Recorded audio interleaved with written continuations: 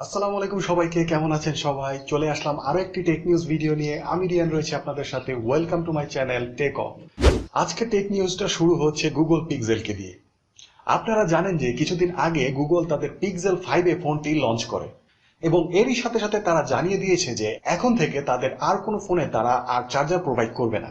তার মানে পিক্সেলই ছিল তাদের শেষ রিলিজ করা চার্জার সহ এমন কোনো ফোন। তো এখন থেকে গুগল তাদের কোনো ফোনের বক্সে আর চার্জার দিচ্ছে না।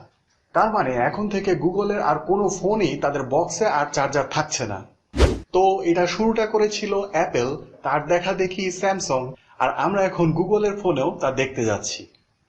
আর এখন দেখতে পাবেন যে আস্তে আস্তে সব কোম্পানিগুলোই তাদের ফোনে চার্জার দেওয়া বন্ধ করে দিয়েছে। আসলে এই জিনিসটা আমার কাছে ব্যক্তিগতভাবে চরম বিরক্ত লাগে, কারণ একটা ফোন কিনা প্লাস তার পাশাপাশি আবার একটা চার্জারের জন্য এক্সট্রা ভাবে পে করা, বিষয়টা আসলেই খুবই বিরক্তিকর। যাই হোক, এই সম্পর্কে আপনার কি মত অবশ্যই কমেন্টস করে জানাবেন। পরের খবরটা আসলে ফেসবুককে নিয়ে একটা ভিন্ন রকম খবর। তো ফেসবুক আসলে আফগানিস্তান এবং তালেবান ইস্যুতে কিছু রেস্ট্রিকশন নিয়ে এসেছে।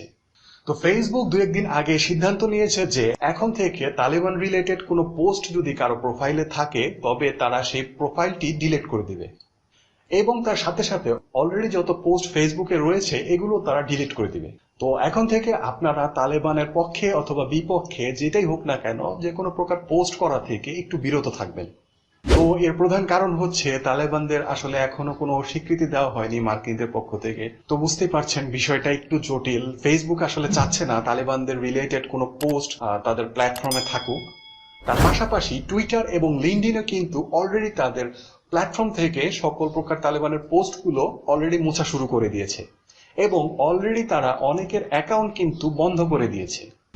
পরবর্তী টেক নিউজটি রয়েছে বোটনেট ম্যালওয়্যারকে নিয়ে। তো বোটনেট হচ্ছে এমন একটি ম্যালওয়্যার যার ফলে আমাদের বাসায় ব্যবহৃত লক্ষ লক্ষ রাউটারগুলো হ্যাক হওয়ার ঝুঁকিতে রয়েছে।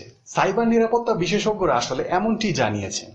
এই ম্যালওয়্যারটি মূলত রাউটারের অথেন্টিকেশনের দুর্বলতা চিহ্নিত করার মাধ্যমে বিভিন্ন ধরনের বাগ রাউটারগুলো বোটনেট যুক্ত করে দিতে পারে, আর এই দুর্বলতাগুলো হ্যাকারদের অনুপ্রবেশে সহায়তা করে।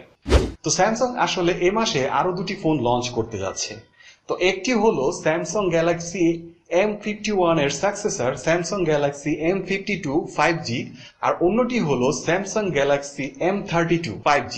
আর এটা কিন্তু আসলে আমাদের বাংলাদেশে যে M32 ফোনটি রয়েছে সেটি না।